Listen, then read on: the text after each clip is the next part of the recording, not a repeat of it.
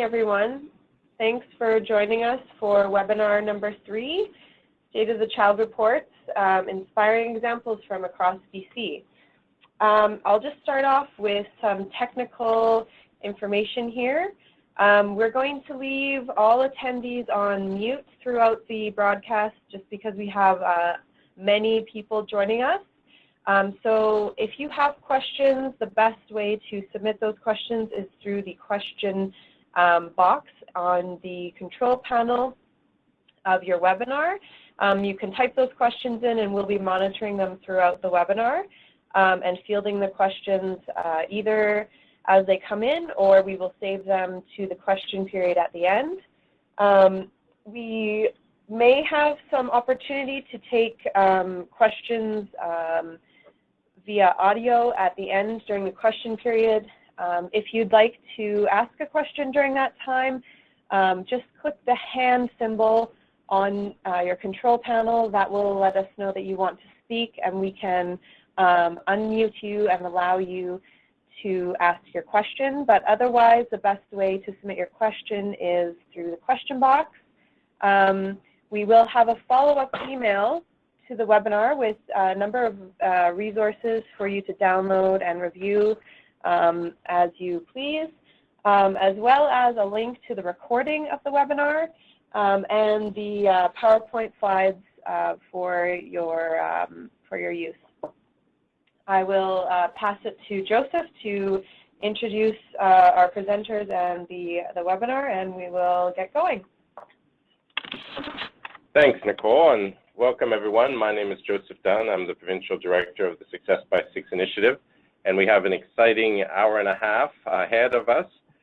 For those who haven't joined these webinars before, this is the third in our series. The first covered the exceptionally important opportunity for families across British Columbia to engage with parents and families around free funds available on an RESP for their young children's future education. If you weren't participating in that webinar, please check out that recording and some of those great resources to work with your community. After that, we had last month a webinar on children's charters and looking at how a children's rights-based approach can work to stimulate interest and enthusiasm in the community around creating child-friendly environments and children's charters. A very inspiring group from across the province came together to talk about their experiences and stories around that. And today we find ourselves on another very critical piece of work in early childhood community development in British Columbia, and we're thinking about State of the Child reports. And in order to do that and really give a great and clear reflection of what that looks like, we're looking at different examples of communities, large, small, rural, urban, that have really embraced this idea of taking information about the state, the conditions, a portrait of young children and their families in a community at a particular point of time and finding ways to really transmit that to their communities. So that's what we're about today. Let's take a look at the agenda that we're going to be following.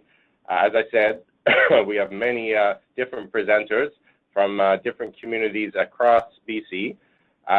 We're going to start just with a general background on what is this State of the Child report, where have these reports come from different types of assessments, of profiles, of vital signs, different types of ways that this information has been presented previously and what's distinct about the current State of the Child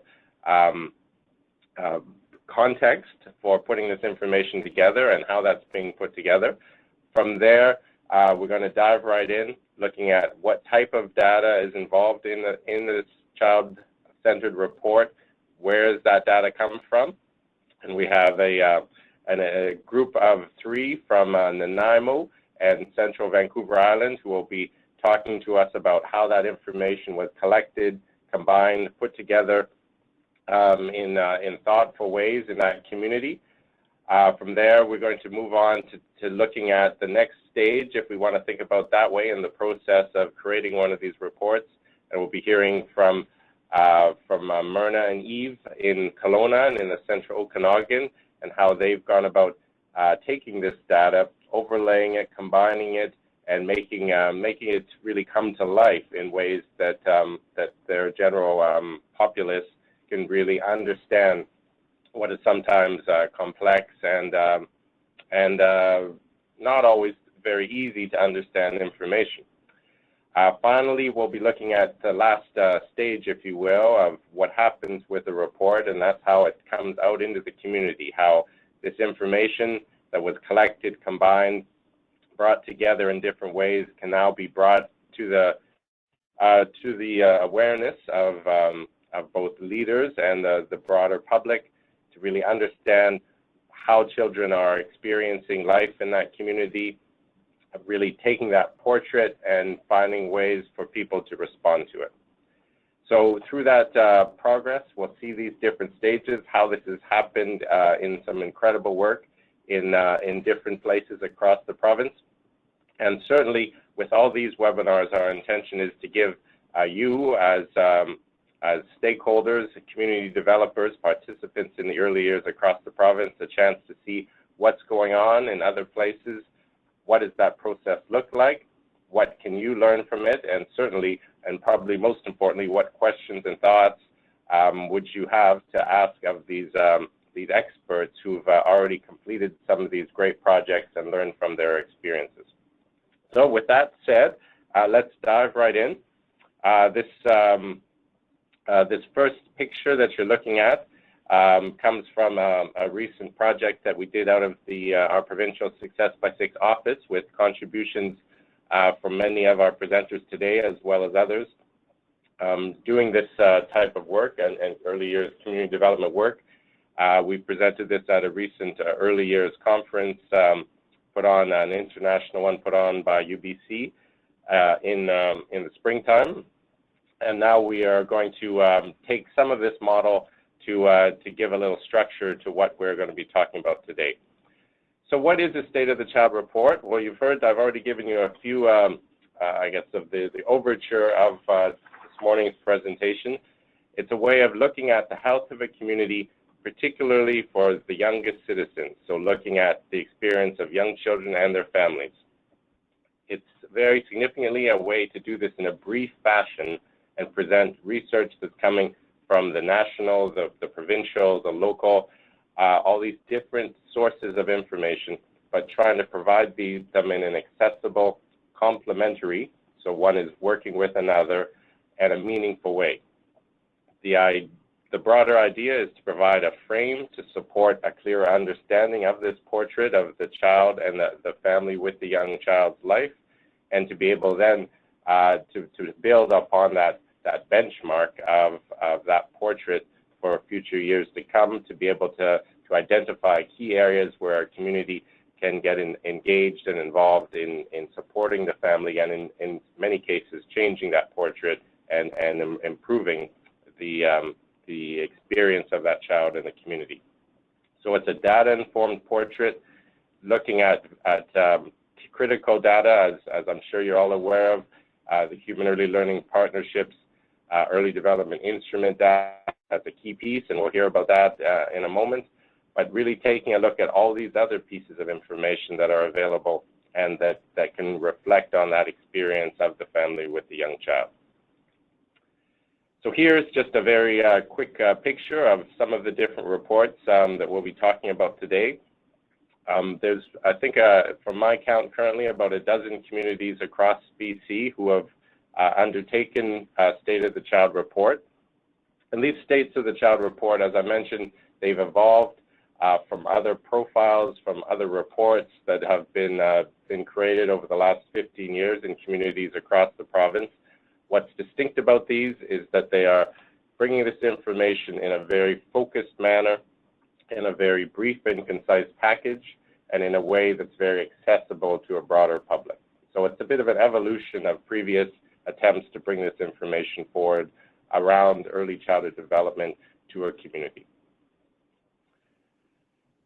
So this first step that we'll we'll talk about right now is this is when I guess we could say it's the preparatory and introductory stage of the process. It's about finding this information that's going to go into the report, being able to identify it, being able to locate it, and then being able to work with it, to start to figure out what are some thematic combinations, how does one set of data on a larger, perhaps a national scope, how does it collect, how is it collected, and then how is it related to more local data. So the essence of this stage is to see what's available, to really get to the heart of this information, to really ground this story and this portrait in the concreteness of this research and information. And so with that introduction in mind, I'll turn it over to our group from Nanaimo. And we have our coordinator, Amber Bruner, our Early Years Community Development Coordinator there as well. I'll let her introduce the team that will be talking to us about this critical first stage of the process. Amber?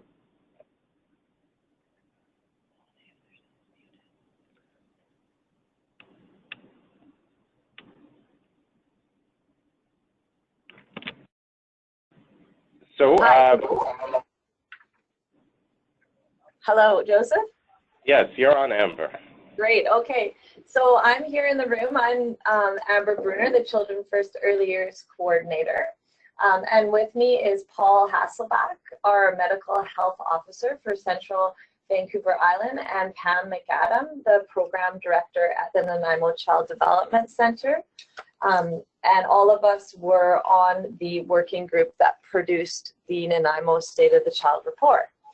So as you can see from our slide here, we've produced 2 reports that were 2 years apart, and our team is committed to doing a report in Nanaimo every 2 years. So how we started this is we started to talk to our leadership team about the creating a Nanaimo State of the Child report, and we looked at the catch report and the information that was in it, and we thought, you know, this information is really important and beneficial, and it would really benefit our community to benchmark this data. And we noticed with the catch report that it started out small, just as a 1-pager report, and then it morphed into a larger document as years went by. So we thought that as a team and as a partnership, this would be a manageable project that we could do. So we first started to engage our partners. And as you can see from the next slide, the Greater Nanaimo Early Years Partnership is made up of a diverse and quite a large group of 82 members from 52 different organizations. So we brought the idea forward to the partnership, and they jumped on board right away. Our next step was to select our working groups and to really form a working group, as you'll see in the next slide. So we engaged, and then we looked at selecting our working group. So this was done 8 months before the launch of our report. I think that's really important to keep in mind, that it took a long time to gather all the data that we had and to get the group together. We put a call out to all 82 members, and we formed a subcommittee of about 10 members. We were fortunate enough to have Dr. Paul Hasselback on our team as a key player, and he was really able to provide us with insight about lessons learned when he helped Catch do their report, so we could learn from the lessons there. The working group broke the data up into 4 pieces, and everybody that was on that working group was assigned 1 piece of data to investigate.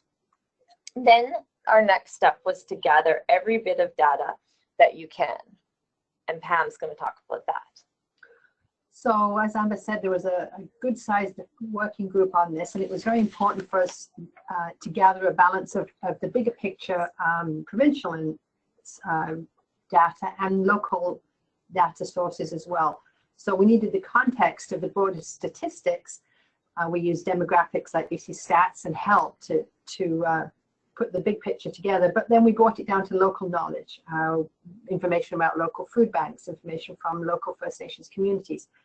And the next slide So this is some of the data sources that, well, most of the data sources that we use, and we did reference this on our website separate from the actual document because it's trying to keep the document focused on the data.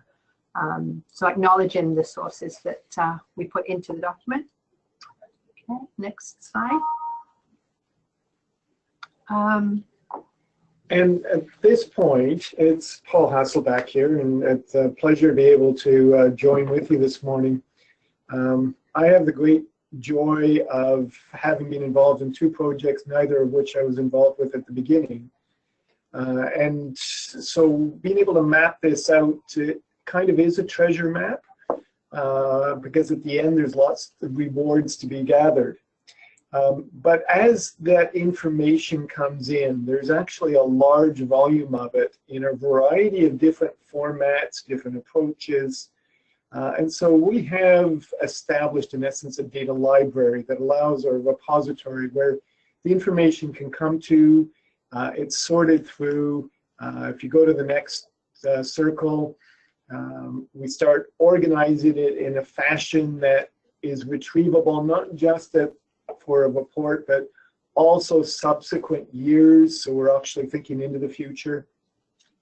We know that there are a variety of other sources of information out there that actually feed into any local report, one of which is a local profile that is done here on the island. But the Provincial Health Services Authority also does community-based profiles, less information.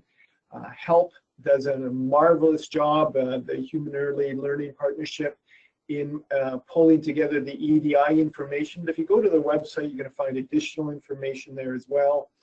BC Stats itself is a very difficult website to get through, but does amass together a fair bit of information. So we can go and extract some of this information, pull it back together, put it into a format that is at least at a point in time where you can begin to sort of say, I got some organization here. And that takes us to the next step, which is there's too much information. Far too much information to put into. We limit ourselves here to 4 pages. And so there's a filtering process that occurs. And that filtering is often based on values of the organization, the group that's overseeing this, that sort of say these are important to us.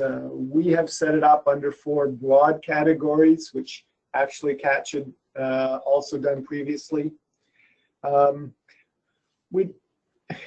Inherently, one begins to look at the importance of the data. So some things that are big numbers or differences that are geographically unusual compared to neighbors, or where we know that over time things are changing, begin to surface as information that we're more likely to share. So in this process of filtering, we're looking at what's the data is there, what's most important, but really key question is what data is also missing.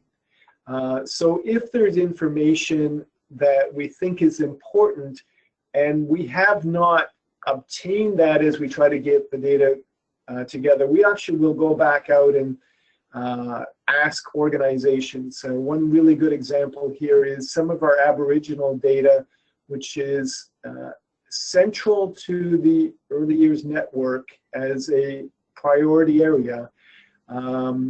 It's difficult to not necessarily obtain the information, but actually have that information there. So we will go and sort of not only ask for the information, but also ask, is there anything that we can do to help look at the information that you're already collecting? And by doing so, we're providing a resource in support of those organizations to look at the data that they've got. That takes us to the next step, which is having filtered through this, figured out roughly what's going to go in. Somebody actually has to go through the trouble of trying to put something on paper. And I use the terminology straw dog here, and then a couple of my colleagues said, I don't know what those are. Well, a straw dog really is something that no one's attached to. If you rip it apart, you can just stick it back together again in a different format. The importance in this is that it's not a document that anyone is really attached to, but it is something that you can look at, it's, you can handle, you can write on, you can cut, you can move things around, you can actually start looking at what that begins to involve. And that takes us, once we morph through that process of developing a straw dog, have a pretty good idea, and I often use percentages completion here. We're talking 75 or 80% of the time. Then we start moving on to the next step, which is beginning to finish. And now it's Pam again, and I think for me, I probably lost the context of all going way back to the beginning, because for me, the actual work of the committee seemed to take a lot of time here, enormous amounts of time for the details at the end. So that's important for a group who's heading down this road or through this treasure map to know. We were fortunate to have broad representation, so the committee used the broader group for any missing pieces, and used the communication team for the details, for the finished product. We needed, I think the next slide takes us through how we got the review of the working group, and then taking it to the leadership group. Just to make sure that to inform the larger table for those who hadn't been giving input, but also to make sure for the fit for the mission of the work of the Early Years Partnership. We used our communication people to help launch it. I think, Amber, did you have anything on that? Yeah. And at the graphic support, I think, was just us calling in the experts. We did a lot of wrangling about colors in the document. We didn't know whether we were going to use thumbs up and thumbs down, plus or minus signs, so that all that detail work was quite onerous, but we were fortunate to have some of that extra support. And as our plan is to make to grow the report, and I think that becomes even more important. That takes us to the next step in here as well, which is probably all along the way, but one that I didn't want to lose, and which we're talking about more in the rest of this webinar, which is, well, what all does it need? Data by itself needs to be contextualized. It needs to be interpreted in a fashion that not only communicates it out, but also puts it into real life scenarios and understanding. So when we share that either with the public, with our partners, with the partnership itself, with other representatives or organizations, we need to be ensuring that that information can be identified to them so that highlights are made. So if you look at the final report, the second in the 2015 report, there are highlight boxes. It does include in some information about time trending, what's getting better. We try to put an emphasis on the good news stuff that slip in with areas where we know we need to improve as well. And that takes us to the final steps, Amber.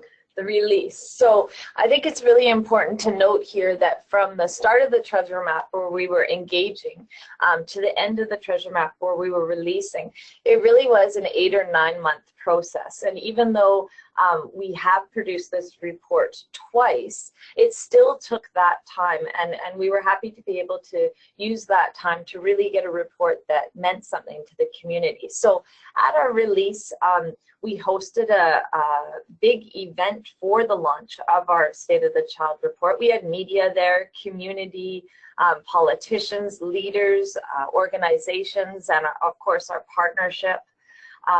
We had our report in the newspaper, in the local family magazine, and on our website. So we really focused on releasing the report into the public.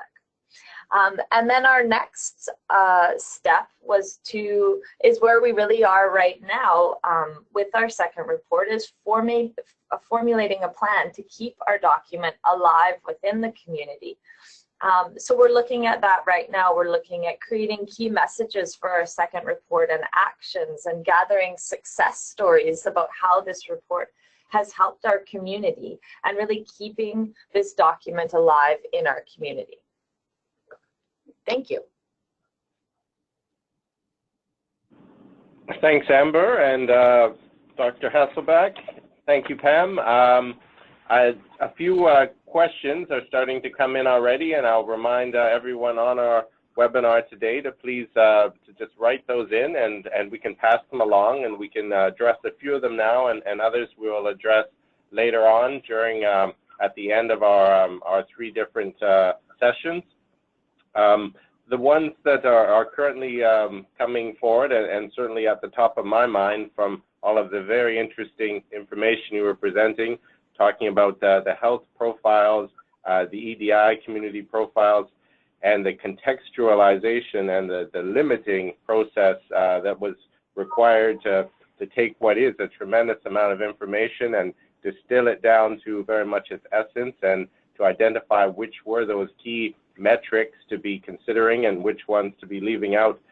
Perhaps I will turn this over to all three of you from your perspectives. In the process, how did you identify who were perhaps the key individuals, the partners, and their expertise in being able to really grapple with this diversity of data and be able to make sense of it? Were there some key individuals, and how did you identify that expertise for being part of the committee that came together to put the report to bring it to its fruition? Well, when we put a call out for the working groups, we were lucky enough that the key individuals came forward, and everyone connected with the four data collection pieces and how we broke down the report. So because we had such a large group helping us out, we were able to use their expertise. This is Pam. I also think it's indicative of the work of the big partnership, that we had the people at the table to draw from to make sure it was inclusive. And then for that bigger, that's where Paul and public health came in to give us that broader piece. And we had help out of his office. Crystal should have a shout out here, that pulled some very complex data in. So it was that combination, I think. Yeah, and I'd probably add, the first thing to do is ask. You've got medical health officers in all jurisdictions. We're fortunate we have a university. We actually haven't even asked them to help us on some of this, but we have had students that have provided support at various different times, or other trainees. If you don't ask, you will probably not get people lining up, volunteering limited time. But if you do ask, I think you'll find that children are so central to most people's values, they're more than happy to help out. It's also helpful that it's a project. It's you're not investing the next 5 years of your life. This is a project. If you want to jump in and help out and have a finished product, for some people like me, that can be very, very rewarding and easier to commit to. Great. Thanks so much for your very specific answers around that. And just as a note, in other communities such as New Westminster, in their case, it was the city, the municipality that was very much involved in supporting the planning and really the identifying and the putting together of their plan. So there are many different partners, as we heard, engaging with the medical officer, or local university, or your college, in terms of perhaps some expertise around working with data, and then certainly, probably most significantly, having a very active group and a group that represents all sorts of different perspectives around looking at determinants of health and looking at the broader issues and being able to identify how our community is being seen and how it can be seen. So thank you so much to our first group from Nanaimo and Central Vancouver Island. Once again, for those on the call, please keep sending us your questions for any of our presenters, individuals or groups, and we'll come back around to those questions shortly once we've gone through the rest of the presentation. For now, let's shift on to our next stage of the process. And we've already started to get some gleamings about what that looks like from our group from Nanaimo. This is that stage where the data really comes together, where we're trying to figure out how to take something which, as we heard, there's a lot of complexity, there is a need for contextualization, and there's a way of thinking about our public who broadly perhaps have a general idea of early childhood development, but perhaps don't have that specific knowledge or background to be able to understand what often can be very complicated information. So this stage is that process of starting to make those connections, to really corroborate one set of data through other pieces of information, trying to see how these factors combine together to affect the experience and the life experience of a family with young children. So taking these different pieces of data, as we've heard, whether it is the early development instrument, provincial data concerning poverty, looking at the facts of what is involved in childcare, or having a rental property, what are the costs involved in that. So to really make this snapshot come to life, this is this next step of what we're referring to as knowledge translation. So we'll turn it over now to our group from the Central Okanagan, and particularly I'll let Myrna take things over and explain this critical next step of bringing this information forward. Myrna? Hi, Joseph. Good morning, everyone. Nice to be part of this today, and I really enjoyed listening to the first presenters. Could identify with a lot of pieces that they talked about. So for us here with our State of the Child report, we decided to use a unifying theme.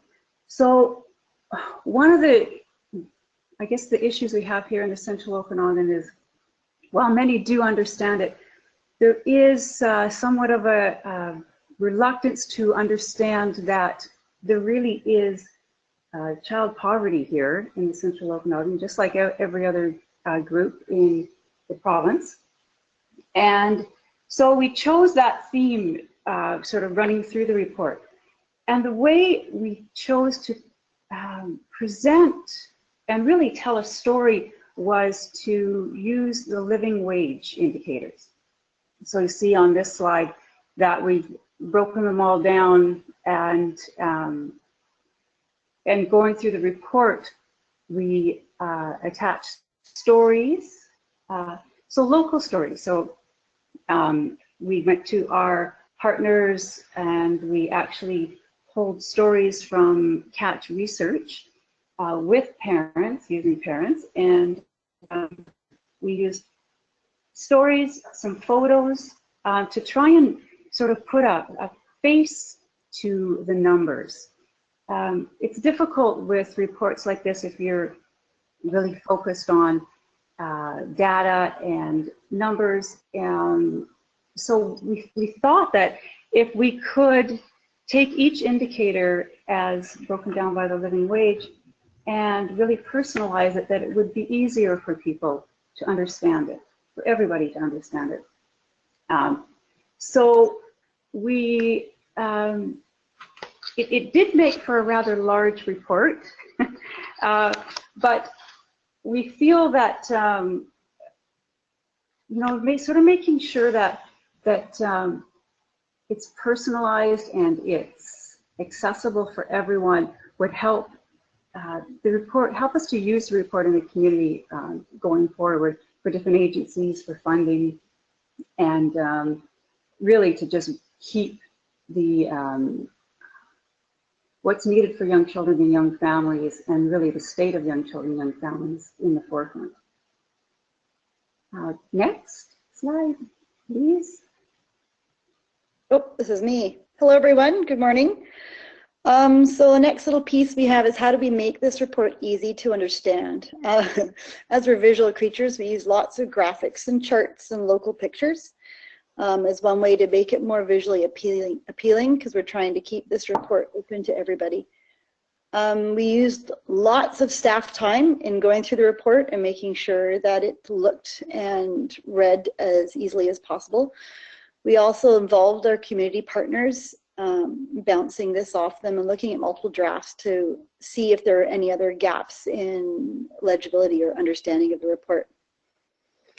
We used a local researcher to collect the data, so there was lots of very local people who are involved in this project so that the stories made sense to them in the context of the location. And I think, and then of course we had call to action. This was the first time that we'd really emphasized what people can do to have an impact on the particular topic we were talking about for each section, which was kind of exciting. Next.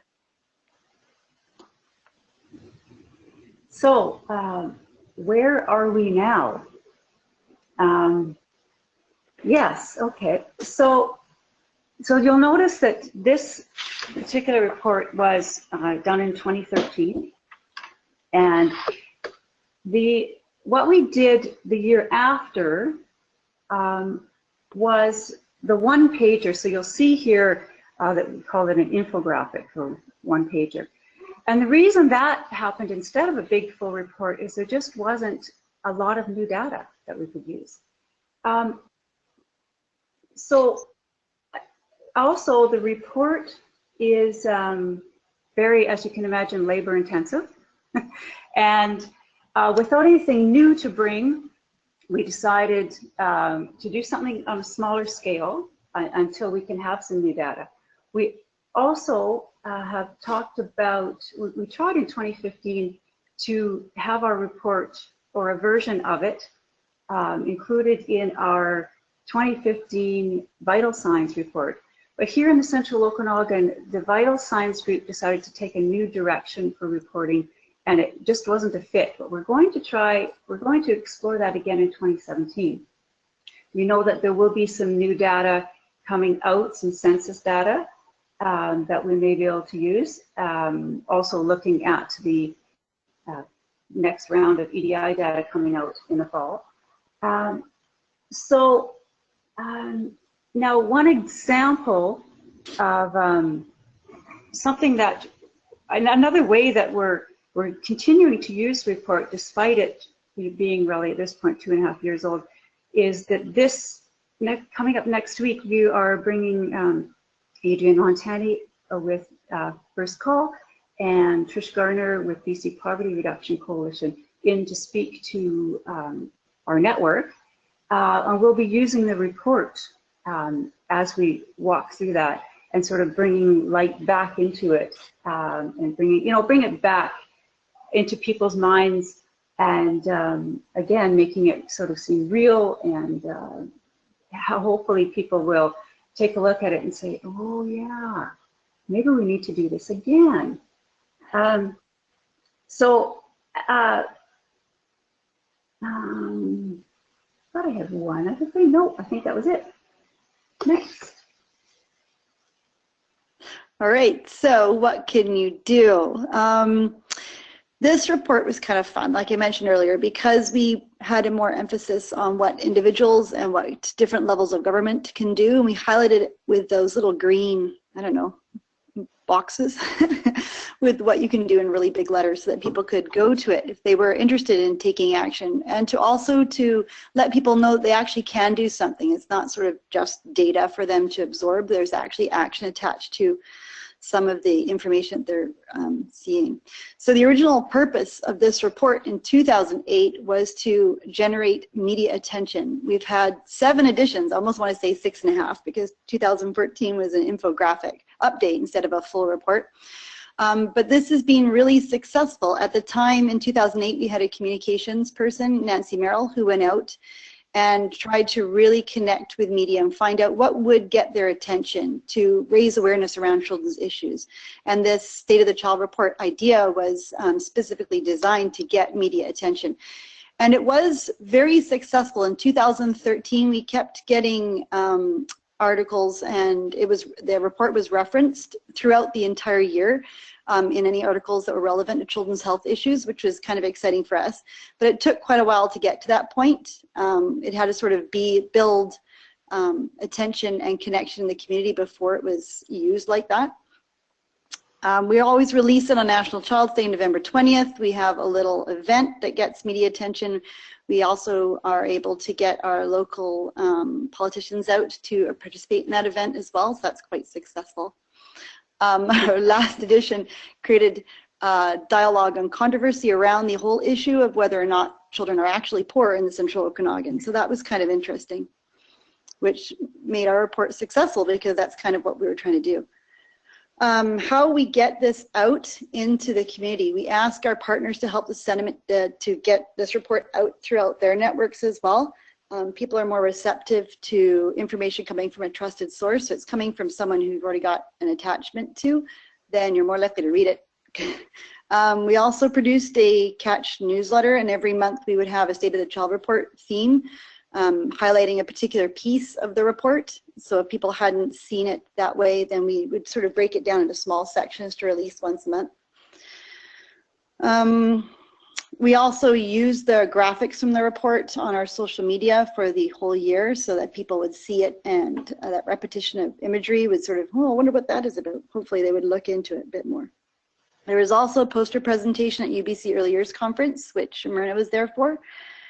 And I think that's it for my section. Myrna, do you have anything else to add? I think we covered it, but I'm sure we'll hear if we missed anything. Yeah, exactly. Thank you. Well, thank you, Eve and Myrna from the Catch Coalition in Kelowna and the Central Okanagan of British Columbia. For those who are following along as intently as I was, we certainly were hearing about how what some distinctions about what the Catch group were putting together was thinking, how can we provide a face to those numbers? How can we provide a call or a direction for how to respond to these numbers as we saw what we can do, different ways to activate and respond to that knowledge, finding different ways to provide, I guess, features of connection to what, as we heard, is sometimes complex data, but finding ways to identify what is the key piece of information that's coming from a broader and larger set of data. So it's important for all of us on the phone to appreciate that this is a bit of an innovative practice, and what you're being exposed to through this webinar are some of the critical learnings of experimenting with different models. Once you have a chance to look at these different reports from across the province, you'll see that some of them are 1 pages, 2 pages, 4 pages, or a bit larger, as we've seen in this Catch version. And as I mentioned earlier, these are an evolution from what were previously much larger reports, but with a particular lens to become accessible and to recognize this very broad target audience, and in that way creating something that is small enough that can be digested by that broader public, and ideally that information will not be lost on them. So we've seen from Eve and Myrna an example of how to take what was a much larger report and provide an update. And it really, as we saw from that 2014 update, really a sense that this is a picture that can be grabbed in really a glance. So, and it is intended really to draw that attention. And I think that was an incredibly important message that came forward, is that this report has been used in its original form and then in pieces to bring that awareness throughout the year, to grab the attention from the community on the early years, and then once that attention is there, to more fully consider what are the implications of that data and how that knowledge can be understood by different stakeholders in the community. So thanks so much to our second group of presenters, Eve and Myrna. Once again, for those on the call, please continue to send your questions and in many cases just thoughts and considerations of the information. I know many of you are looking forward to connect directly with our presenters, and we will make sure that you've got that information clearly at the end of this webinar and in our follow-up email. So you can be assured that you'll have that opportunity both to look at these reports as they've been put together, but also to be able to connect directly with some of these key voices on our call today, on our webinar, so that you can ask them particular questions about what were these little areas of learning. So keep those questions coming right now, but be certain that you'll be able to connect individually as well. So the next stage in our journey, and as we heard before, it very much is a treasure map of taking one step and then the next, is to think about this final stage. And we've heard a few notes already about what's involved in that particular mobilizing and bringing the report out into the community. What we're going to now is focus our attention on just how to take this snapshot and bring it out to an audience and really encourage that question, what can we do to improve the picture that's been brought forward here? So it's really about taking this material, once all this hard work has been done, to compile it, to put it into context, and now to bring it out to the public so that there is a response and there is some action that can come from this great work. So if we think about some of those aspects of that mobilization, we're thinking about making sure that that information reaches the broader community. Perhaps it's affecting funding priorities that are identified or being used by community and provincial funders. We can certainly hope that it will play a role in directing regional planning, whether it's the community early years strategic planning process, the municipalities' lens of looking at family-friendly policy, perhaps inspiring leadership, whether it's political leadership or otherwise in the community, to really be motivated to act upon what are sometimes some alarming information for those who aren't familiar with them. And just generally, as we heard, drawing that public attention to the very specific scenario that's been presented about the economic, the health, the early learning, the broader reality that's experienced by families with young children in a particular community at a certain time in our history, if we want to think about it that way. So with that in mind, we're now going to turn to our group in Campbell River to talk about what are these critical aspects that are needed to bring what is a piece of information, but bring it to its next stage of action. So we'll turn it to Cheryl Jordan, the Early Years Community Development Coordinator in Campbell River in the north region of Vancouver Island. Cheryl? Good morning, everyone. Just to give you a little bit of history, I just want to explain why we developed the report initially. Is we read a letter in the edit. There was a letter to the editor in our local paper, and it addressed the concern that there wasn't a voice for children and families in Campbell River. And they also pointed out that there was a seniors charter and there was also already an existing youth charter. Well, the early learning community kind of got their backs up and thought, okay, we're obviously not making a loud enough voice in our community. So we took action. So you can, next slide, please. So after much discussion around our early learning table and our council table, it was agreed that we would attempt to develop a children's charter. But first we needed a benchmark of where we were today. So this was during the fall of 2014. So And we wanted the charter to become a living document.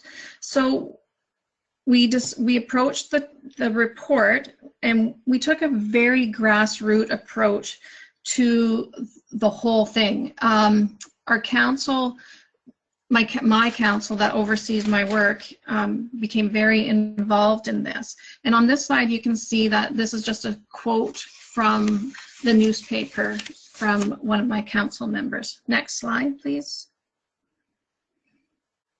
So for 3 months, the council and myself worked on compiling a State of the Child report. Meetings were dedicated to the report. We put everything else aside for that period of time. And I pretty much compiled the data with support from a working group that I have in the community. And then the council table kind of went through it and organized it. So once compiled, the report took on a life of its own, reaching far greater than we had anticipated. The report became a mobilization tool in itself, mobilized by our need to understand the community better and put focus on what makes a healthy community for children and families. Once the data and numbers were formatted together, it became an engaging tool in itself.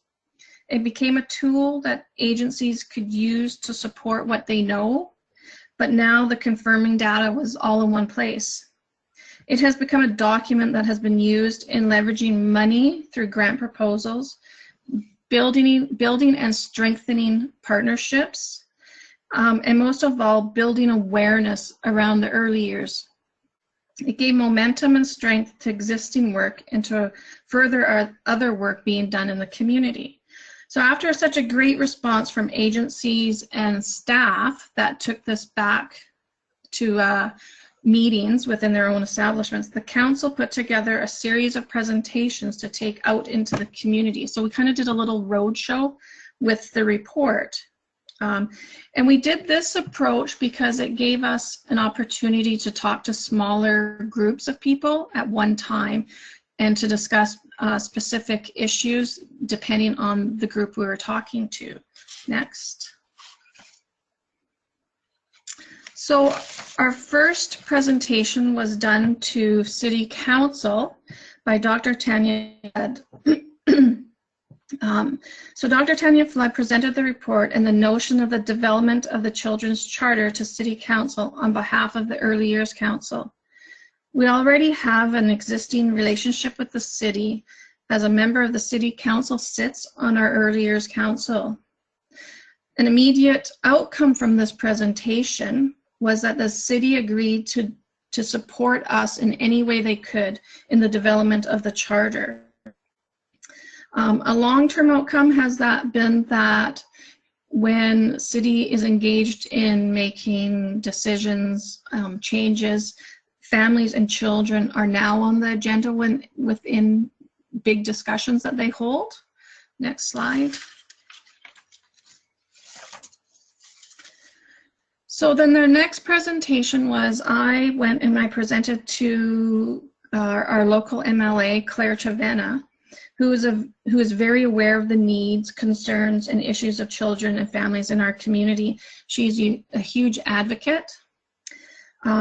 She took the report and presented in legislature and highlighted key concerns from the report. And that report, that presentation can be seen on YouTube. Just search Claire Chavena. Next.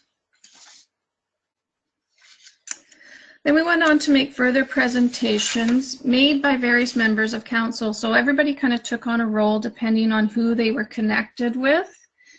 And so I'm fortunate to have 2 school trustees sit on my council, and they went and presented to the school board, trustees and management. We also presented to the regional district board members and staff, Island Health staff, board members of various agencies. We are also invited to childcare establishments here in their AGM meetings, Rotary, city staff, and we're working on a presentation with the Chamber of Commerce. We've been invited to present to their board, as well as a lunch and learn for their members, which we haven't quite gotten to yet. And this slide here is another example of what was put into that the media picked up on. Next. So this slide here shows fast facts. So we wanted to have something quick to present to somebody if they weren't sure. And so I had the opportunity to go on what they called a speed dating night here at the Division of Family Practice, and we used this with them, and it's gone further in the community as well, because it's a few facts, and it's what can you do either as a community member or as a business. So the report has become a catalyst for change in the way programs are being offered, or well, in services, but also not how, but also when they're offered. So one example is the city's recreation department has since developed more free programming since they've read this report, and also they've developed taught to teen passes for families, which give them reduced cost by bundling programs. So at one time that you paid for a program, and you may have got a little bit of a discount on that one, say, preschool program. So now within a family, if you have a preschooler and a 14-year-old, they actually bundle them and give you a discount. So that's one thing that they did. They also revamped the LIFE program in partnership with the regional district as an outcome of this report, and which looks at how families pay according to family income, and it's all very confidential, and it's all they don't ask for any kind of tax receipts or anything. It's all up, word of your own, the family's own, what they say. So and we were part of that process in developing that program as well. The school district is taking the lead on a community dialogue around poverty, and as well as children and families are becoming a bigger priority on the agenda of City Council and the mayors. So the latest one was that I was appointed a place on the Community Services, Recreation and Culture Commission as a voice for the early years and families. So it's been a journey over the last 1.5 years taking the report out into the community, and it has really shaped and reshaped the work being done across the community. Thank you. Thanks so much, Cheryl. As I think as we can all appreciate, it's a tremendously powerful response that's come from your community in so many different directions. I think for all of us listening, I think that would be sort of the perfect storm of people and organizations, stakeholders, the media, really saying, here is something exciting for us and important for us to be responding to, and really addressing it very directly and very publicly, which is, as we've heard, is some of the key outcomes that we could hope for from being able to put together this information. Just as a question that's coming forward in different respects, and from my own interest, how directive has your early years Success by Six Council and community tables involved in this? How directive have you been in when reaching out to your school board trustees, to your municipal councils, in saying, here is something you can do, or is it more just providing this information and asking them to reflect and respond? So how directive have you been in providing examples of ways for them to respond, or has it been more of, here is a portrait, here is a picture, what can you imagine doing to improve it? So to date, it's been more of a portrait of, here's what you can do, and they kind of take the lead on it. The school district You know, after a recent conversation with HELP, we were fortunate enough to do like a subscale little talk. The EDI, they did a subscale little webinar with our community here. And out of that report, it really reinforced to the school district the issues around poverty. So they were the ones that took the lead on, you know, we need to build community. We need a community dialogue around poverty. And so they took the initiative in that sense. Otherwise, it's pretty much what, you know, individuals or businesses have, how they feel that they can do it, what their capacity is. I hope that answers your question. Yeah, no, I think that gives us a good sense. I know many communities, often the question is, well, we're providing this information, we're making a presentation to our leadership in its different forms in the community, but how should we go about that? Should we just give information and expect that the municipality will then respond and say, yes, well, we will change the zoning bylaws in an area, or we will, as we've heard, decide to make a transportation accessibility a policy in our region. Often the question is, should we present these as particular recommendations, or is it perhaps more just a matter of saying, here is the portrait, what can you do about it? And so there are different, certainly different experiences of that, but it's very important for us to hear particular examples of how that's actually transpired. So thanks so much, Cheryl. We'll just wrap up a few more ideas about where this information goes when the state of the report goes out in the community, and then we'll start to address some of the interesting questions that are coming in. So for all of the people on the webinar, you've been hearing lots of information, lots of great specific examples and some more general aspects of this work. Continue to send in your questions if you're wondering about particular pieces of information, how the process was defined and clarified in each one of these different communities we've heard from, or anything else that's coming to mind, different aspects of this work that you're wondering about. But before we get to that, just seeing kind of as these last steps, a presenter that wasn't able to join us with us today, Margaret, who's up in Kitimat. And as you could imagine, we've heard from larger and smaller locations already today. Kitimat, a village, as it were, up in the northwest region of British Columbia.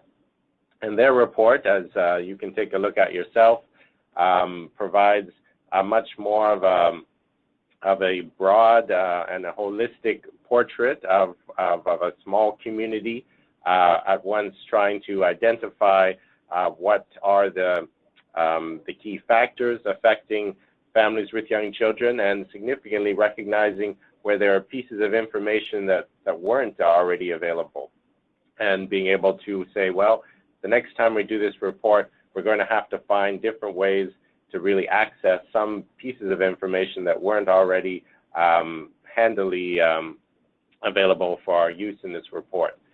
So Margaret's comment in terms of community mobilization was to say the goal is to use the report with our Chamber of Commerce, our business partners, part of economic development conversations on working in Kitimat and having resources for families.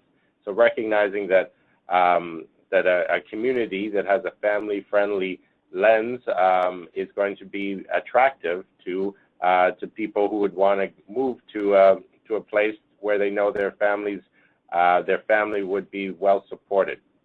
So in this way, we're making that that connection between this data and that experience and environment of the child, and we're connecting it to livable communities and livable cities.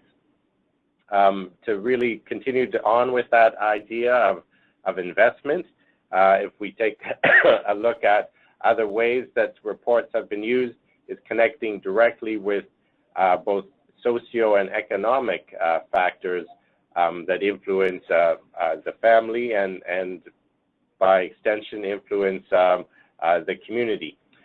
Here we're just looking at some communities have said we will address the significance of investment in the early years as more of an economic consideration. And for those who aren't already familiar with the work of the Nobel laureate James Heckman, that research from his work out of Chicago was really focused on how could we make that clear case for the need to invest in the early years, overcoming those disparities and the significant, I guess, payback, if we want to see it that way, of how that investment pays off in terms of the broader economy and the society. So there's many different ways that we can take this portrait, whether it's thinking about health determinants, thinking about sort of sociological ways of seeing the experience of families and really identifying the pressures on them in this critical period of childhood, and trying to bring it forward to how can the broader society, the broader community, see their, identify their role in supporting families at this critical period. So let's shift now, with that as a bit of a closure to our presentations, to questions that you may have. You heard about how the data was found, how it was collected, how then it was brought together and translated, different ways that appeals were made in connection with it, and finally, we just heard some great examples and some really positive stories about how that information was then brought and mobilized in the community, brought to more general awareness, and then some actions that have followed in response to it.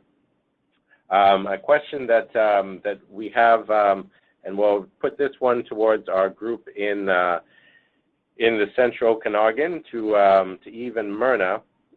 There was a concern about creating a report on the child that is perhaps negative or depressing. In the early years community development world have experienced very difficult responses to the conversation around vulnerability in the early development instrument maps and data, and sometimes it's hard to provide a portrait which is a depressing message to the community around vulnerability or around poverty. How have you addressed that in your report, and was that a consideration for the group putting together that information and framing it in that translation? So Myrna and Eve? Yeah, great question. I guess we don't know who's going to go first. I know we struggled with the idea of a negative angle with the report. All of our previous reports came from a more positive viewpoint, but I think it also came out from community frustration about people not understanding the extent of child and family poverty. And so maybe because everything has been so positive, it was a little bit unbelievable that it was even possible to have children living in poverty in the Central Okanagan. So I think that probably came out a little bit from the community viewpoint, that maybe it was time to have a little bit more of a harder message. Hence the slightly unhappy child in the front cover. I'd like to add that we tried in the stories, the personal stories, to add a little bit of hope. You know, try to use stories where people may express appreciation or hope. And part of using what we can do was intended to put a more positive spin. Like, yes, we have a situation here that needs to be addressed, but here's how we can move towards some solutions.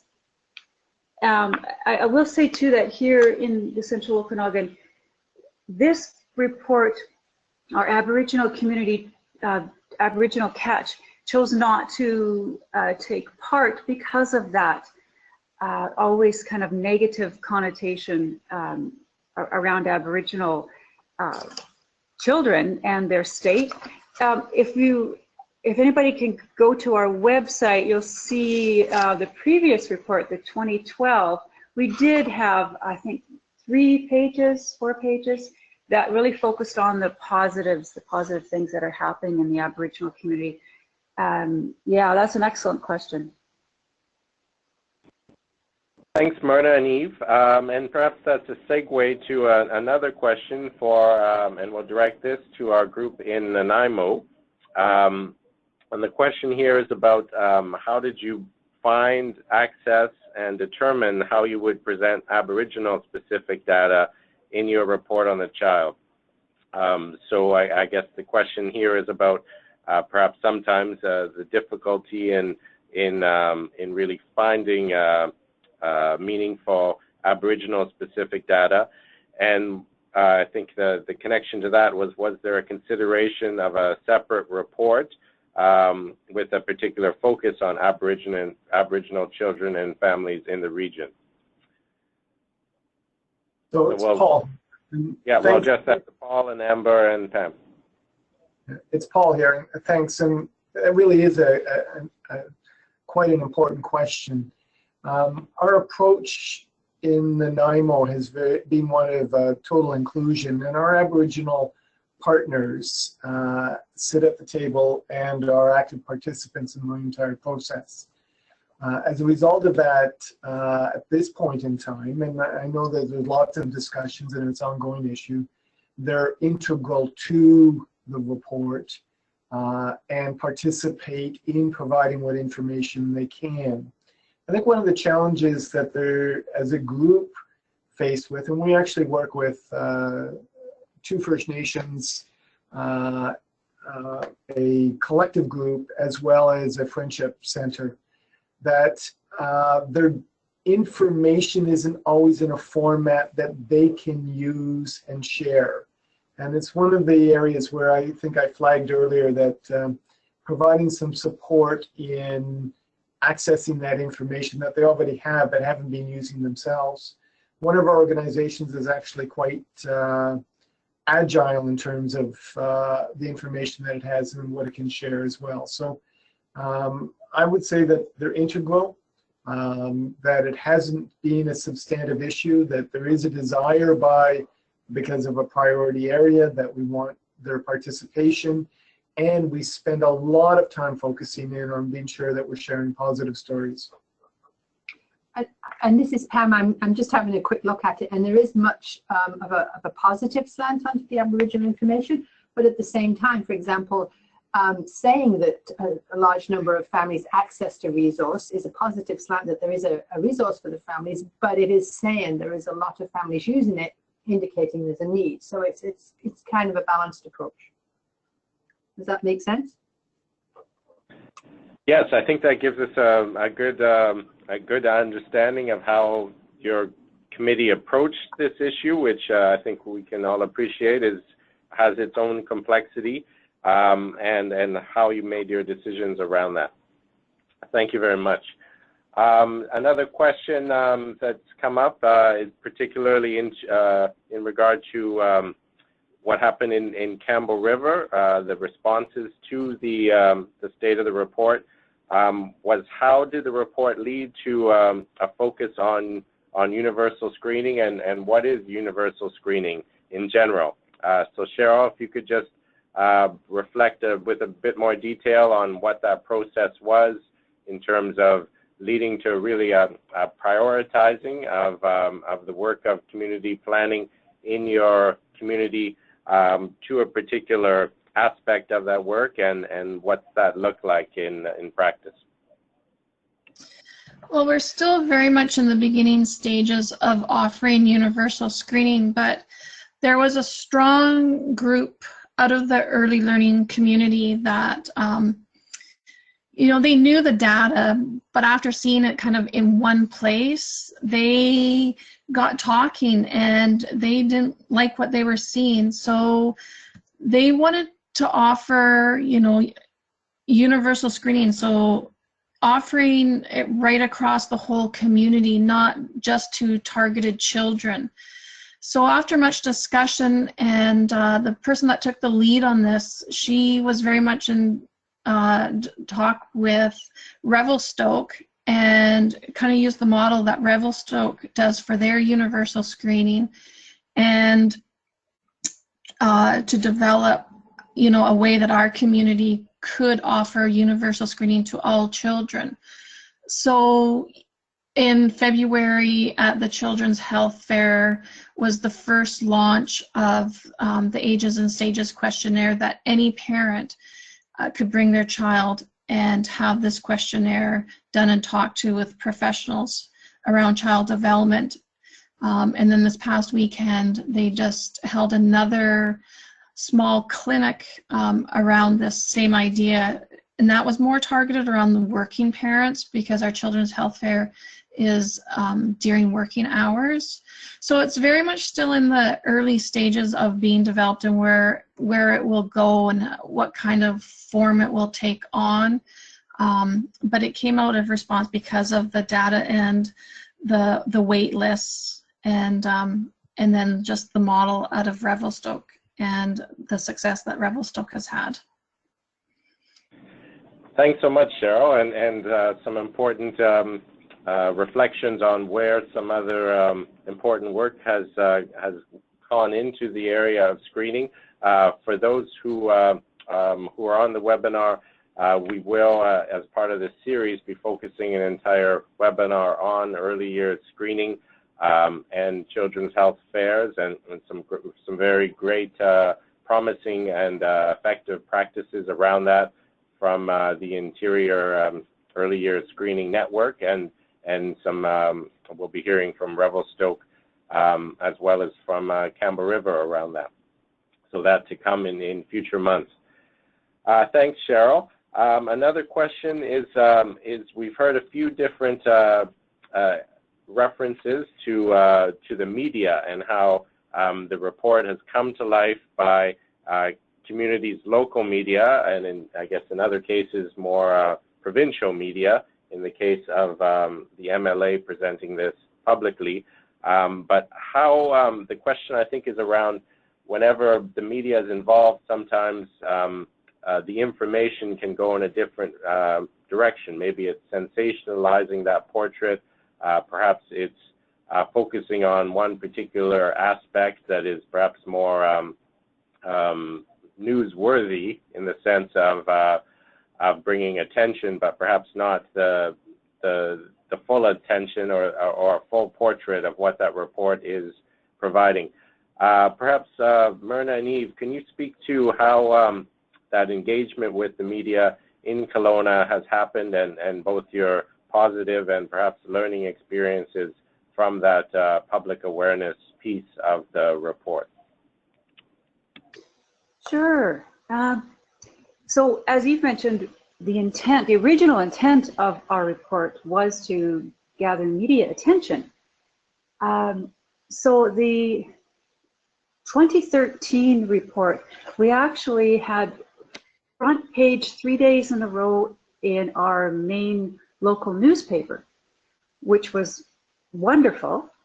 The very first day, there was an editorial that came out with an employee there who tends to take the kind of oppositional role in many stories. So the good news there was, created a lot of controversy, created people talking and drawing attention to the report, and it was the kind of standard, what? Poverty? We don't see children emaciated out on the streets here in the central Okanagan, so how could there be child poverty? So that really worked in our favor. We do see media now, even though we hadn't released a full report in 2015, automatically we send media releases out to all of our events. And even though we didn't say we were releasing a report, all of the media came looking for the report. So that was great. So we have our media sort of waiting for it. But of course, bad news sells, newspapers and news in general. So it's, you know, it's kind of, I don't think the media's motivation really is to help move forward, but it does, around solutions, but it does certainly give us exposure, it gets people talking, once a year brings the topic back.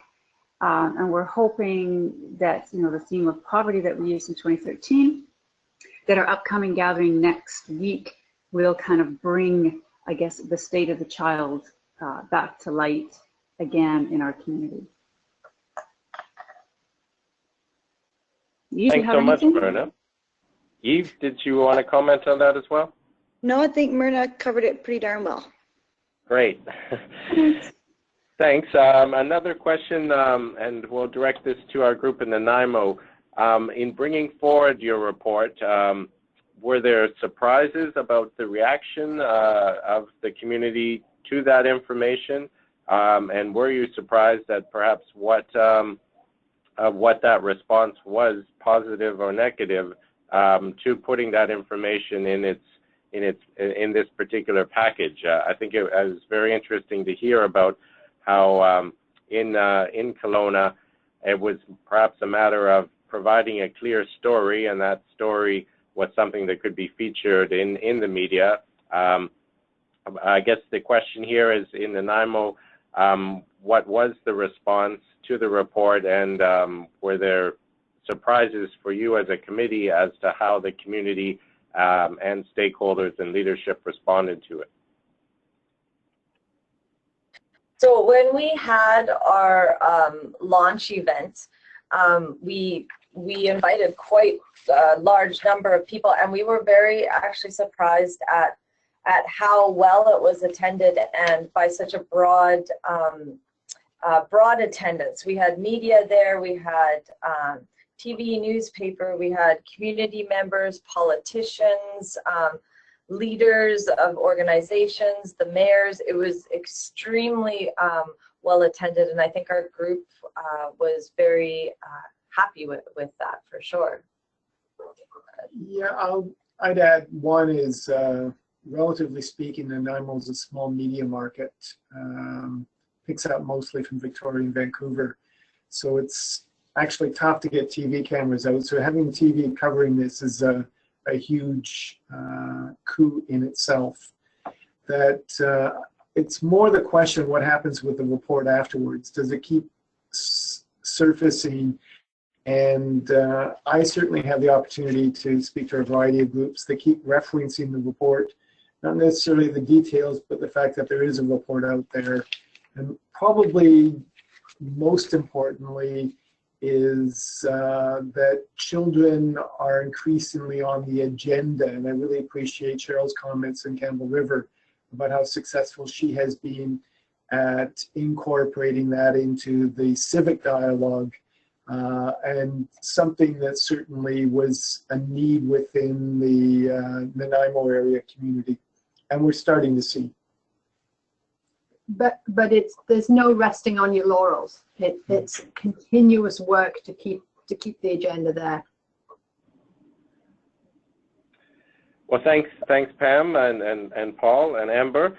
I think certainly my reflection on hearing that, and I think it's some real thoughtful comments about how presenting this benchmark is in its own way the great accomplishment, that it is a way to be able to say this is where we are right now. And as we've heard in Nanaimo, having done a subsequent report, or in the case of Kelowna, doing updates, it's a way to allow the community and those both engaged or wanting to be engaged to be able to see kind of a dashboard sort of sense of what changes are happening, and to know that these are being monitored and that they can be identified, how that portrait is changing in positive, or in some cases in less positive ways. But there is a way to really be identifying those changes clearly. So that we're starting, I think we're about at the end of our time. Thanks to all the people who have been providing questions, and significantly for those who do have questions that you haven't had a chance to bring those forward at this point, please continue to send those forward. we'll make sure whoever you're directing those to will get an email and we'll forward those messages. You can see here all the contact information for our presenters.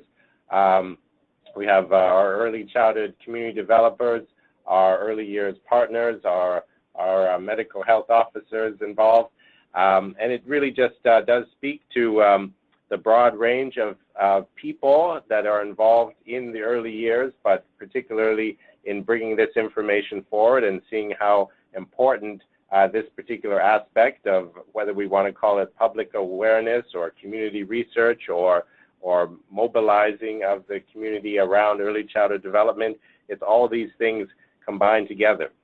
We've heard from our presenters about identifying and contextualizing data about what are these key sources of information and key aspects of support that can be found within your community for putting together this type of report. And though it clearly does take some work, where we've heard the tremendous benefits that can come from it.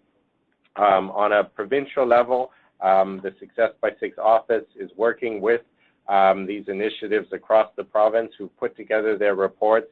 As we've heard today, there are some very promising practices that have developed and are continuing to emerge from these reports. We are providing, what we'll be providing in the coming months are different templates that will allow you in your work of community development or as a partner in the planning process, in the early years planning process, to be able to work with those templates and be able to put in that data and as efficiently and easy as possible. We're going to be in further discussions to figure out ways that data can be easily accessed, that kind of compiled in a repository of information. We've heard that there are already some great resources where that information is very readily available, but to try and make that just I guess a bit of an easier pathway in identifying that information and being able to put it into that template. So you'll be hearing more from our provincial office about how we're going to support you in the months ahead. At this point, I think the message is clear that this is a great an effective device in achieving many different ends in terms of community awareness and engagement around early childhood development. Thanks once again to our presenters, and before I turn it over to Nicole to wrap up our session, I'll just remind you of our upcoming webinars. That was the third that we're completing now, and we have 2 more extremely interesting presentations coming up in May and June. As I mentioned, we'll be hearing about early screening in June, but our next webinar, number 4 in our series, is focusing on innovative early years planning and leadership models. As this work of early childhood community development continues to expand and to grow, we're looking at how tables are coming together. In many respects, we heard about it today, of how committees emerge, how leadership is involved. And this particular webinar will look at some very interesting models that are happening in different locations in the Comox Valley, in the interior of the province, in the Okanagan, and a few other places along the way. How is that planning process of community development in the early years evolving, and what is the results of having different qualities of leadership, a holistic approach, a systems approach to community early years planning. So please join us for that, and you can sign up. I'm sure as part of our email, you'll be able to get that information on the next webinar. So before I turn it over to Nicole to wrap things up, once again, thanks to all of our presenters and to you for participating in this webinar, and I hope you found it as inspiring and interesting as I have. Nicole? Thanks, everyone, for joining us this morning. I'll just reiterate what I mentioned at the beginning. We will be following up with a summary email for all participants on the webinar. This will include links to download any of the reports that were mentioned in the webinar, a link to the recording of the webinar if you would like to share this with anyone, the PowerPoint slides, as well as an individual document with the contact information if you would like to reach out to any of the presenters directly. And please feel free to contact us at the provincial office if you have any other questions that are not addressed in the follow-up email. Thanks for joining us, everyone. Have a great day.